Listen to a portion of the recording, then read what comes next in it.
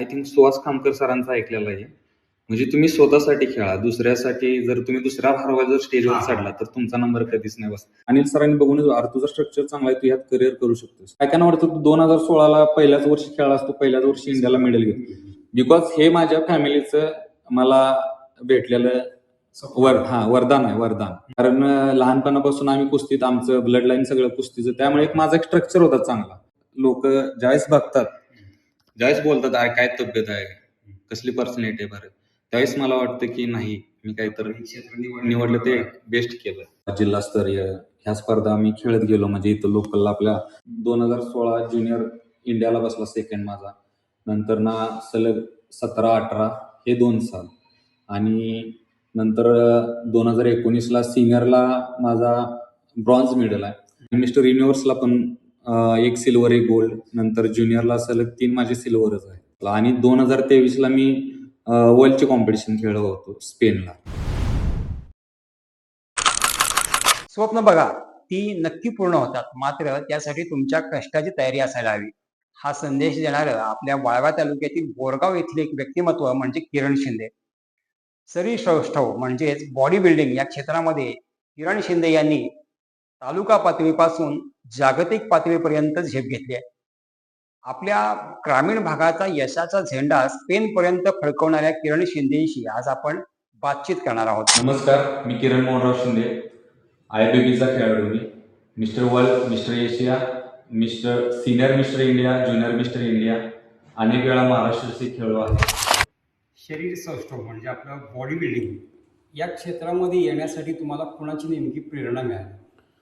या गोष्टीला प्रेरणा म्हणजे माझ्या फॅमिलीचीच. म्हणजे माझा भाऊ पण एक मोठा पैलवान होता आणि तो लहानपणापासून कुस्तीतच होता. तो जवळजवळ म्हणजे मोठा पैलवान होता. तो 96 किलोला खेळायचा. मग सलग तो एक 5-6 वर्ष 96 किलोमध्ये खेळत होता. मग त्यावेळेस त्याला ते कमी मेहनतीमुळे वगैरे अशा गोष्टीमुळे त्याला ते नाही पॉसिबल झालं. परत नंतर त्यानं 86ला वेट कमी करून लास्ट इयरला तो त्यावेळेस खेळला. म्हणजे 2015-14च्या दरम्यान त्यावेळेस तो लास्ट ह्या महाराष्ट्र केसरीला खेळला. मग त्यावेळेस पण त्याचं काय झालं की एकदम अंगावरती डंकी टाकताना त्याच्या बरकडीला क्रॅक झाला थोडा. मग त्यावेळेस पण तिथं दुखापत झाली. मग तो त्यातून खूपच निराश झाला. मग म्हणला नाही आता मी यात बस करणार आहे. आणि ह्या गोष्टीला आमची पूर्ण फॅमिली पूर्ण नाराज होती की आमचं सगळ्यांचं स्वप्न होतं की म्हणजे प्रशांत भाई आमचा कुठंतरी महाराष्ट्र केसरी झालेला वडिलांना बघायचं होतं. मग ती एक खंत भरून काढण्यासाठी मी वडिलांना त्यावेळेस इथं आपले तालुका वाळवा आणि शिराळा तालुका लेवलला एक बॉडी बिल्डिंगची स्पर्धा झाली आणि त्यावेळेस मी पण पार्टिसिपेट त्यामध्ये केलं होतं. आणि आयुष्यात ती माझी पहिली स्पर्धा होती. मग त्यामध्ये माझा मग 3रा नंबर बसला. आणि त्यावेळेस मी घरी वडिलांना ती ट्रॉफी भेटलेली वगैरे दाखवली. म्हटलं नाही मी यात करिअर करतो. आपल्या भैयाकडून महाराष्ट्र केसरी नाही झालं, निदान मी यात म्हणजे महाराष्ट्र श्री तर आणेन. आणि त्याच वर्षी मी ज्युनियरला इंडियाला सिल्वर मेडल घेतलं होतं 2016 मध्ये. आता या क्षेत्रामध्ये तुम्ही आल्यानंतर तुम्हाला मार्गदर्शन कुणाचं मिळालं, किंवा हे माझे गुरु आहेत किंवा मला यांच्यापासून शिकायला मिळालं, असं कोणाचं नाव सांगता येईल?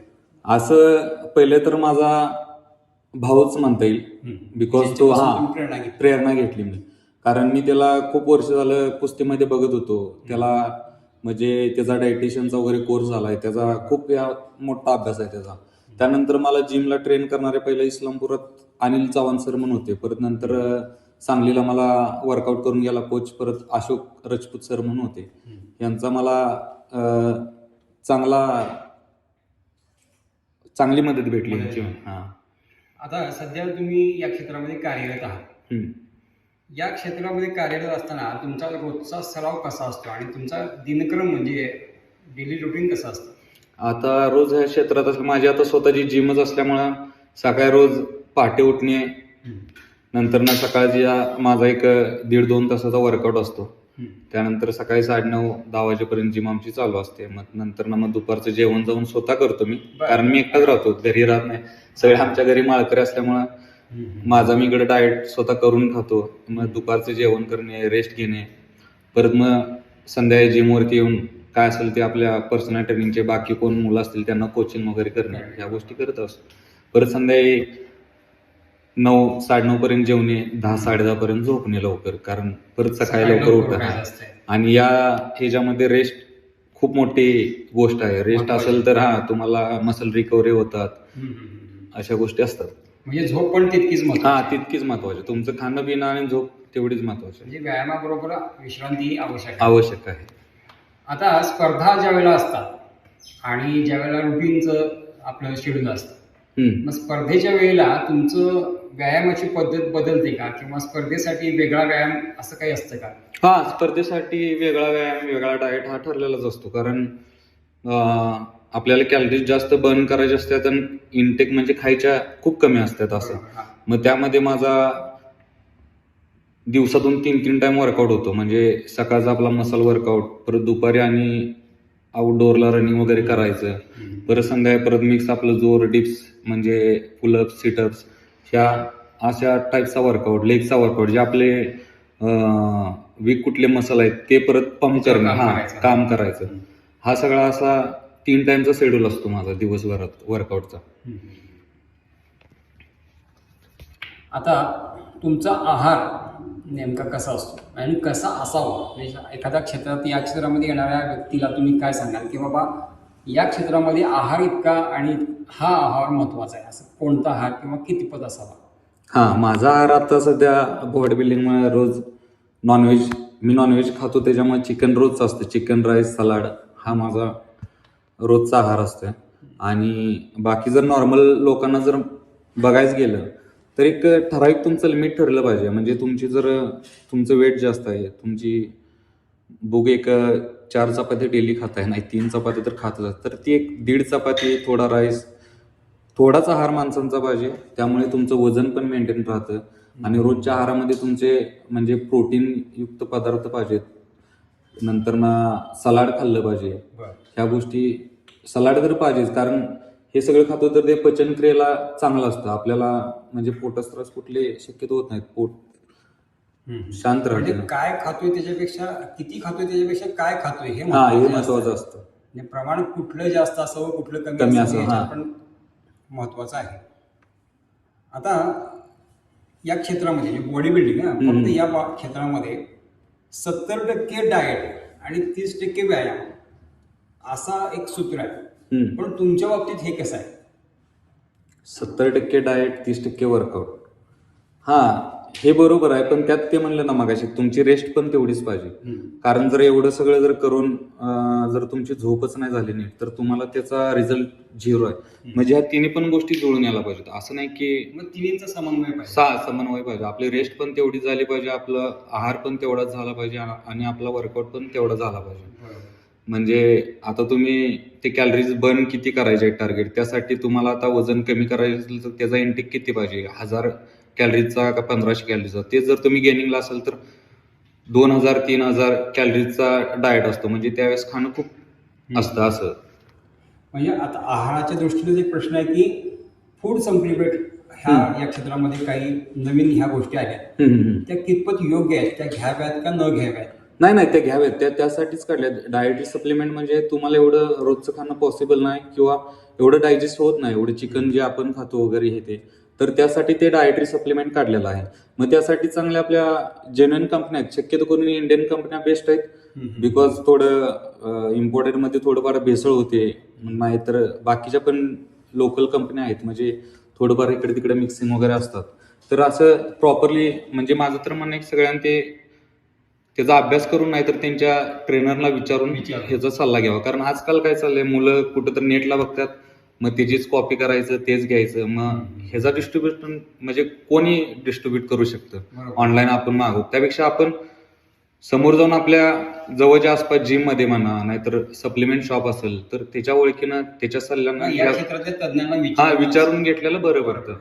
मग ह्या फूड सप्लिमेंटची आपल्या शरीरातल्या वाढीसाठी किंवा स्नायूंच्या वाढीसाठी काय भूमिका असते? म्हणजे फूड सप्लिमेंट म्हणजे नेमकं काय आहे? फूड सप्लिमेंट म्हणजे त्यात प्रॉपरली, म्हणजे म्हणलं ना तुम्हाला सपोर्टला, म्हणजे डायजेस्ट लवकर होतं, तर प्रोटीन आता म्हणलं चिकनमध्ये पण असतं, आपल्या अंड्यामध्ये पण असतं. अंड्याला कसं केसिन प्रोटीन ते स्लोली रिलीज होत जातं. आणि चिकनमध्ये पण काय कायना पचतं नाही पचतं, किंवा एखादे व्हेज असतात मग त्यांना पर्याय नसतो प्रोटीन इंटेक कसा हे करायचं, कारण व्हेजमध्ये थोडं कार्ब्स वगैरे एक्स्ट्रा येतात फॅट त्याच्यामुळे. त्यामुळे ह्या गोष्टी सप्लिमेंटद्वारे आपल्याला बऱ्या पडतात, की आपल्याला तेवढं शरीराला पुरेसं पाहिजे तेवढं त्या प्रोटीन्स कार्ब्स वगैरे घेता येतात त्यामुळे. आणि ते डायजेस्ट लवकर असतं, त्यामुळे त्याला रिझल्ट पण चांगले असतात, म्हणजे ते आपल्या बॉडीला मॅच करतं. आहाराच्या दृष्टीने आपण बघतोय आता या क्षेत्रामध्ये शाकाहारी लोक सुद्धा असतात, तिचे मांसाहार वर्ज आहे त्यांना, ते घेत नाही किंवा त्यांना आवडत नाही किंवा त्यांनी वर्ज केलाय. तर तुमचं मत काय आहे की शाकाहारी असावं का मांसाहारी असावं? नाही नाही, असं काही नाही. शाकाहारी असलं तरी पण चांगलं आहे, मांसाहारीचा तर काही विषयच नाही.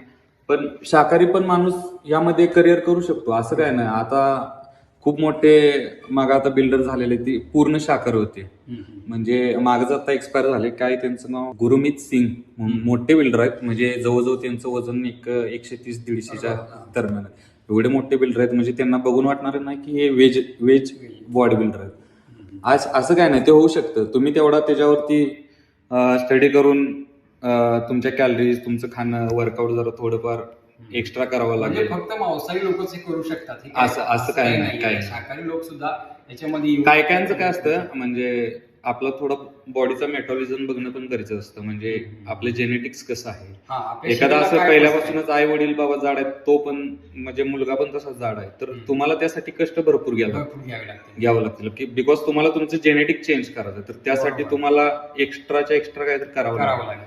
आणि हे मुलांना लवकर म्हणजे पटत नाहीत गोष्टी, नाही होतच नाही, मग ते कुठं असं निराश होऊन जातात ह्या गोष्टीत. तर असं नाही, ते त्यांना तुम्ही आपलं स्वतःचं जेनेटिक्स ह्या गोष्टी पण तितकंच इम्पॉर्टंट आहेत, म्हणजे ह्या बॉडी बिल्डिंग. काहीतरी हे क्षेत्र कुणालाही वर्ज नाही, यात कुणी येऊ शकतो, कोणी येऊ शकतो. आपलं अनुवंशिक परंपरा कोणतीही असू किंवा कुणी बारीक आहे, कुणी जाड आहे, पण त्या प्रमाणात फक्त आपल्याला कष्ट घ्यावे लागतात. तशी आपली मेंटॅलिटी पण पाहिजे, की आपल्यालाही करायचं आहे, तेवढी पॉझिटिव्हिटी पाहिजे. तसं शरीर सौष्ठव किंवा बॉडी बिल्डिंग हा खेळ म्हणजे खर्चिक खेळ. त्याच्यासाठी जो आहार आहे किंवा व्यायाम आहे या पद्धतीमध्ये थोडा खर्च आहे. तुम्ही ज्यावेळेला या क्षेत्रामध्ये आलात त्यावेळेला खर्चाची व्यवस्था तुमची कशी होती आणि तुम्ही कशी केली? खर्चाची व्यवस्था माझी पण अशी पहिला बिकटच होती. नंतर मी यासाठी म्हणजे जॉब करायलाच लागलो. एका सप्लिमेंट शॉपमध्येच मी परत ॲज अ मॅनेजर म्हणून जवळजवळ 1-2 वर्ष काम केलं. मग त्यातून ते थोडे मला स्पॉन्सर करत होते. नंतर पगारातील काय एक्स्ट्रा लागत होते तिथं मी खर्च करत होतो. नंतर मला या गोष्टीमध्ये वडिलांनी पण सपोर्ट केला. स्टार्टिंगला ज्यावेळेस जॉब वगैरे लागायचं होतं त्यावेळेस त्यांनी थोडेफार पैसे मला दिले स्टार्टिंग. नंतर मला भाऊ पैलवान असल्यामुळे तो पण वापरत होता, तो पण मला हेल्प करत होता या गोष्टीत. लहानपणापासून बघतो, म्हणजे भाऊ पैलवानकीत असल्यामुळे या गोष्टीला खर्च किती आहेत, काय किती आहेत माहिती आहे. त्याच्यामुळं मी ते सर्व नीट केलं, म्हणजे व्यवस्थित जिथल्या तिथं गोष्टी कुठलं लागतंय काय, उगाच ओव्हर खर्च नाही केला. परत नंतर बोललो तुम्हाला, माझ्या वडिलांनी सपोर्ट केला थोडाफार. परत जॉबचे पैसे असायचे. नंतर मला भाऊ पण घेऊन देत होता सप्लिमेंट. त्यामुळे मला काय एवढं ते जास्त असं जाचलं नाही. म्हणजे भावाला माहिती आहे, वडिलांना माहिती आहे, खर्च आहे, त्यामुळे तुम्ही ते मदत केली. आता तुमच्या कुटुंबाचे म्हणजे पूर्ण तुम्ही सांगितलंच, पण कुटुंबाची या क्षेत्राकडे येण्यासाठी तुम्ही या क्षेत्राकडे यावं, ही कुटुंबाची भूमिका काय होती?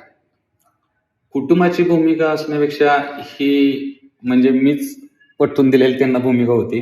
कारण बोललो ना तुम्हाला पहिल्यांदा स्टार्टिंगला, की माझा भाऊच पैलवान होता, तर त्याचं स्वप्न पूर्ण करायच्या ह्या उमेदीनं मी त्यात पेटून उठलो होतो. त्यामुळे मला घरच्यांचा असा फुल सपोर्ट होता. बरं चालते, तू कर, मग काय अडचण नाही असं.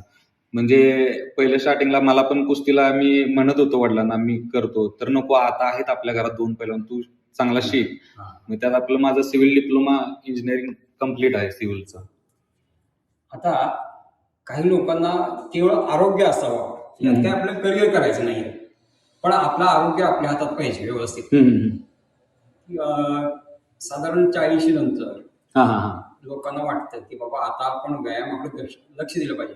40 पर्यंत कसं आपल्या रोजच्या रुटीन मध्ये आपण वेळ आपला जातो, पण 40 नंतर ज्या वेळेला व्याधी सुरू होतात त्यावेळेला वाटतं की बाबा आपल्याला व्यायाम पाहिजे आपल्याला.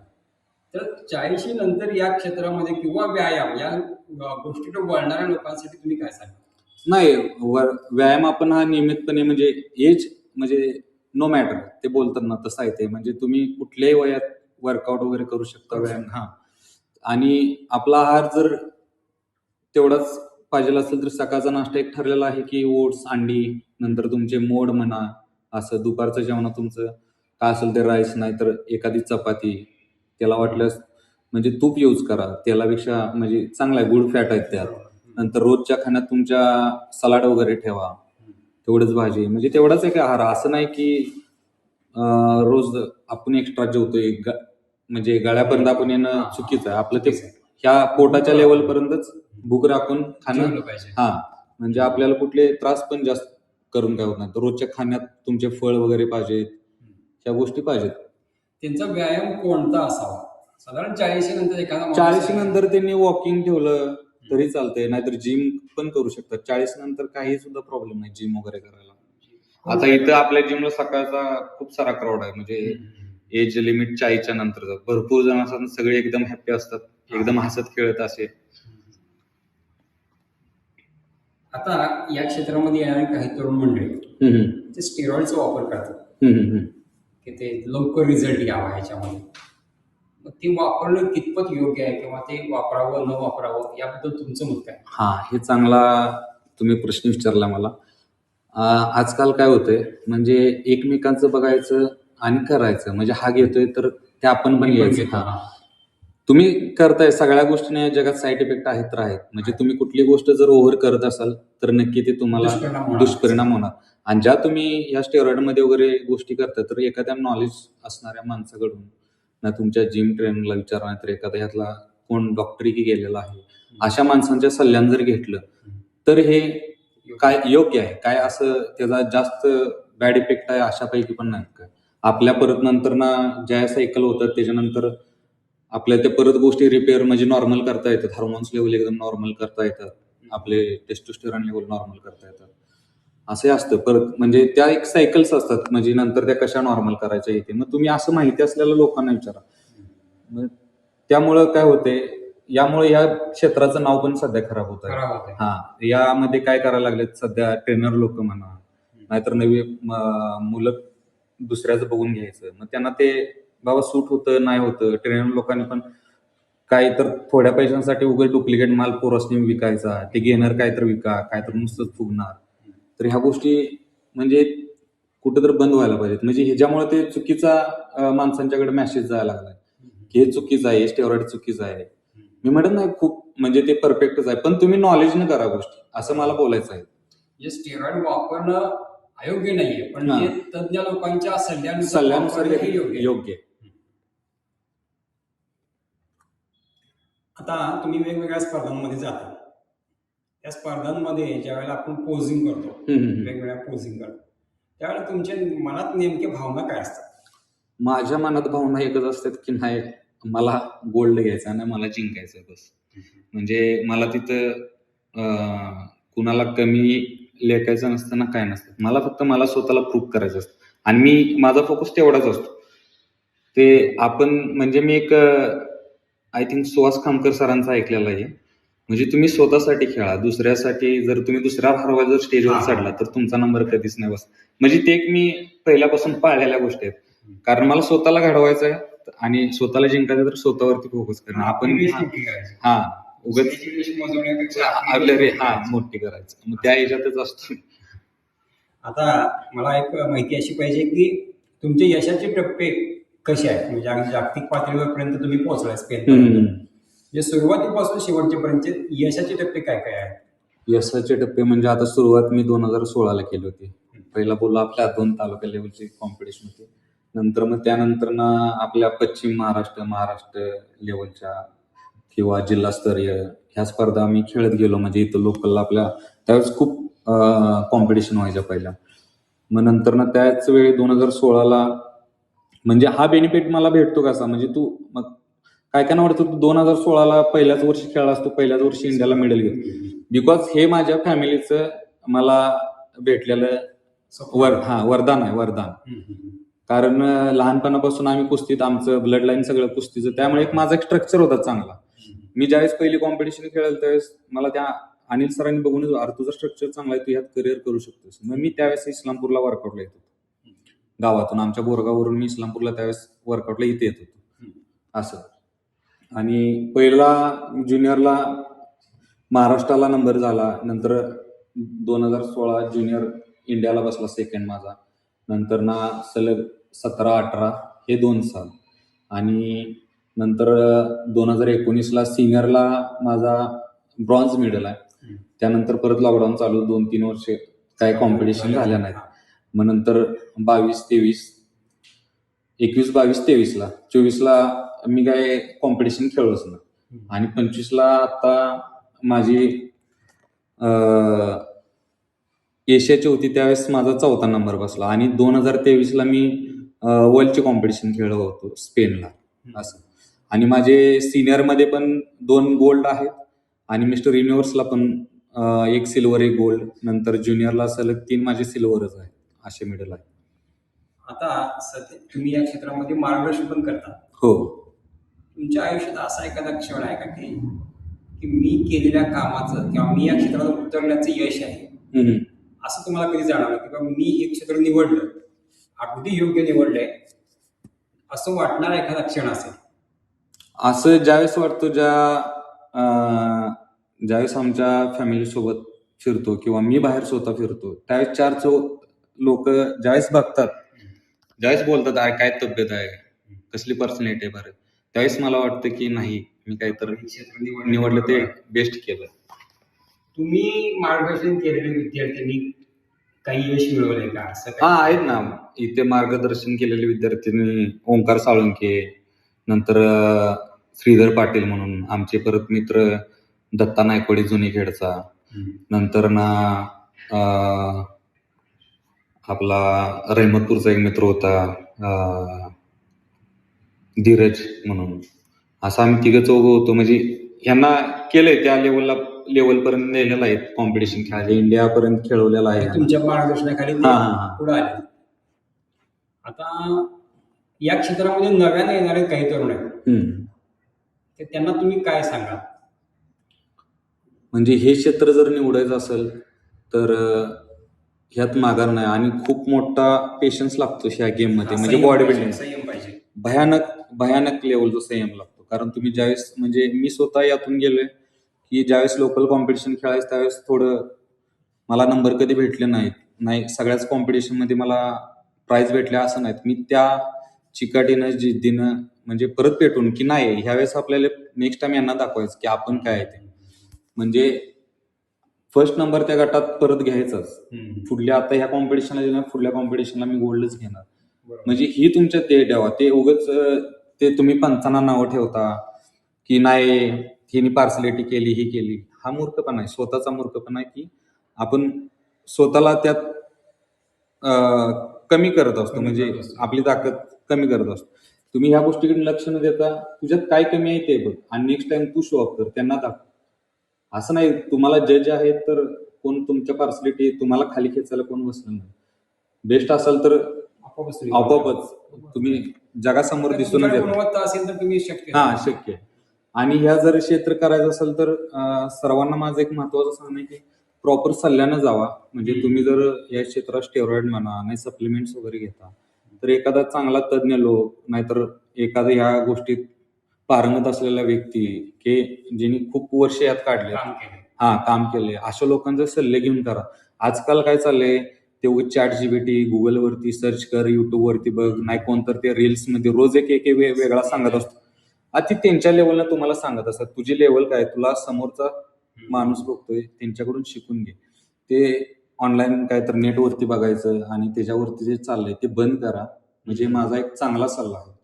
आणि तुम्ही तुमच्या जवळचा कोण ट्रेनर वगैरे असेल त्यांना विचारून ह्या गोष्टी म्हणजे करावं आणि माहिती घ्यावी. म्हणजे तज्ञांचा सल्ला यात सगळ्यात महत्वाचा आहे. म्हणजे स्वतःच्या मनानं करण्यापेक्षा कोणाला विचारून ह्या क्षेत्रातल्या तज्ञांना विचारून. आणि कोण आजपर्यंत म्हणजे असा माणूस आहे काय जगात की नुसतं नेटवर बघूनच त्यानं बॉडी बिल्डिंग केलं, असा कोणीच होत. त्याच्या मागे कोणतरी गुरु आहे, अनुभवी पाहिजे. म्हणजे हेच काय व्हायला लागले, आजकालची नवीन पिढी आहे ना, हे सगळं उगाच ते मोठ्या बिल्डरांना बघायचं त्यांच्या अरे तुम्ही ते बघायच्या अगोदर ते बघा ते त्या लेवलला आहेत म्हणून ते तसा वर्कआउट करतात.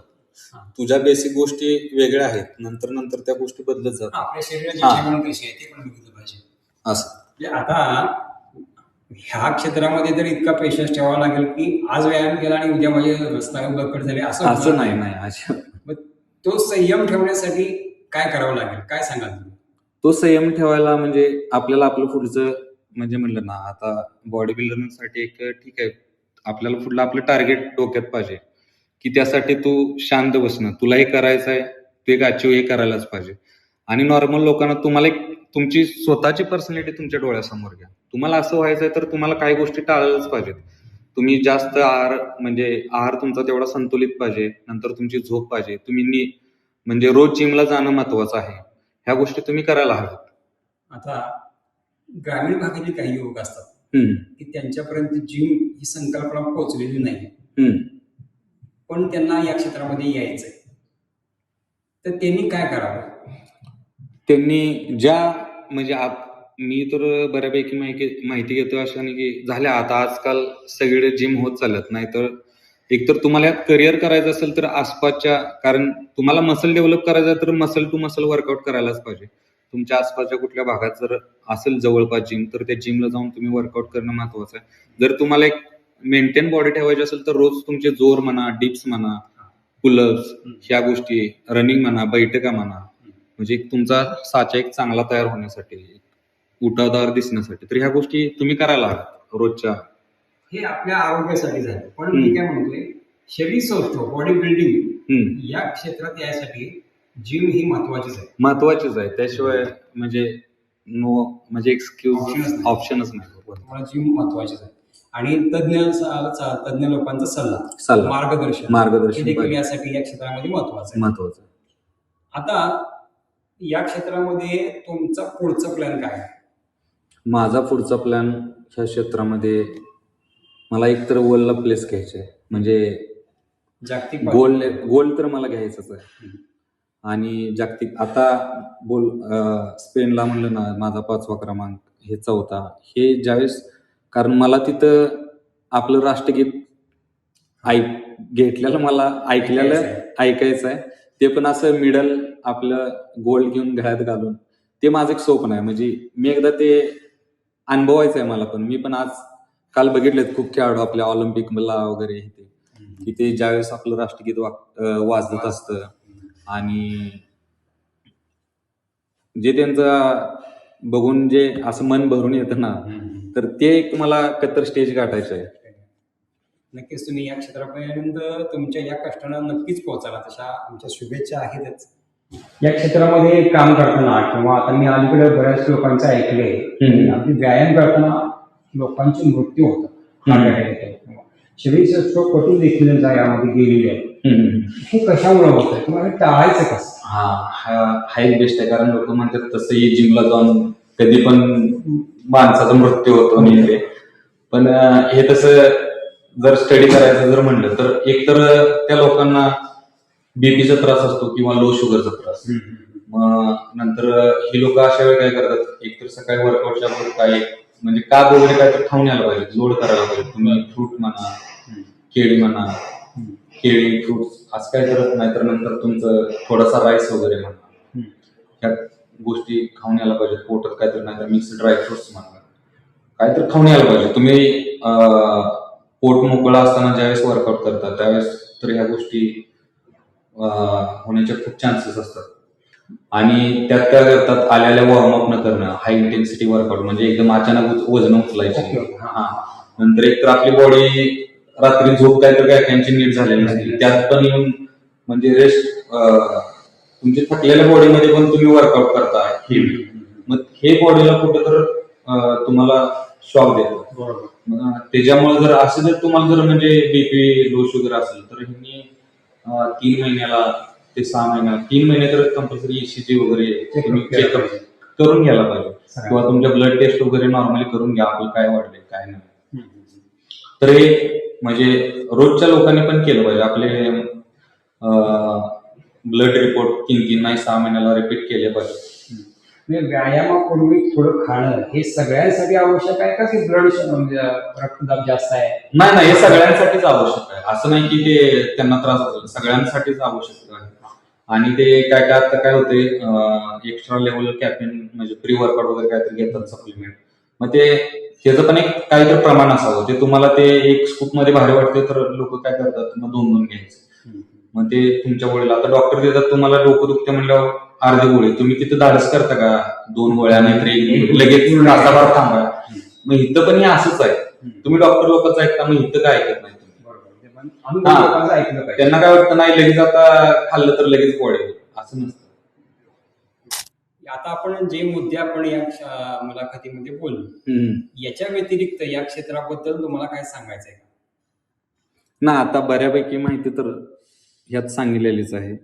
फक्त एक जास्त करून आवरून फिरून सांगतो, तुमचा आहार आणि तुम्ही योग्य त्या गायडन्सने जावा यामध्ये. असंच कुणाच तर बघून, नेटवर बघून ह्या गोष्टी म्हणजे एवढ्या नाहीत पॉसिबल. तुम्हाला आहे तिथं शिकवायला माणसं, त्यांच्याकडून शिका.